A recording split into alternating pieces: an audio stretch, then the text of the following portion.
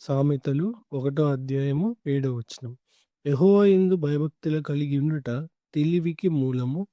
మూర్ఖులు జ్ఞానమును ఉపదేశమును తిరస్కరించుదురు. మనం దేవుని యందు భయభక్తులు ఉండుటే మనకు దేవుడు జ్ఞానము తెలివిని ఇచ్చేవాడుగా ఉంటాడు. మరి ఈ జ్ఞానము ఈ లోక సంబంధమైనది కాదు. దేవుని నుంచి వచ్చినది జ్ఞానము. మరి ఆ జ్ఞానం ఏం చేస్తుందంటే మనల్ని సరైన మార్గముల గుండా నడిపించేదిగా ఉంటది. మరి ఆ మార్గములలో మనకు నష్టం ఉండదు. ఆ మార్గములలో మనకు అపాయం ఉండదు. ఆ మార్గములలో మనము ఎంతో శ్రేష్టమైనవి పొందుకునే వారంగా ఉంటాం.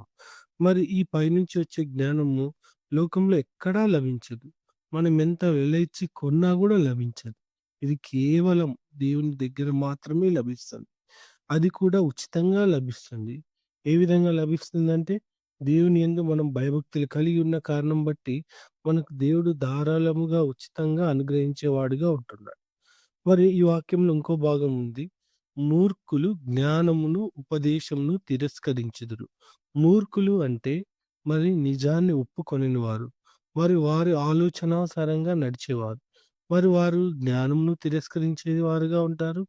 మరి ఉపదేశమును తిరస్కరించేవారుగా ఉంటారు. ఈ కారణంను బట్టి వారు ఎంతో నష్టపోయేవారుగా ఉంటారు. మరి వారు గర్విష్ఠులై ఉంటారు. మరి వారు స్వకీయ ఆలోచన చొప్పున నడిచేవారుగా ఉంటారు. వీటన్నిటిని బట్టి వారికి నష్టమే కలుగుతుంది గాబట్టి లాభం కలగదు. కాబట్టి ఈ వాక్యాన్ని బట్టి మనము మూర్ఖులము కాక జ్ఞానము కలిగి దేవుని యందు భయభక్తులు కలిగి ఉందుము. తద్వారా దేవుడు మన కొరకు సిద్ధపరిచిన మనకు మన కొరకు ఉద్దేశించిన మేలైన సంగతులు, మేలైన బహుమానాలు పొందుకుందుము. దేవుడు ఈ వాక్యాన్ని దీవించును గాక. ఆమేన్.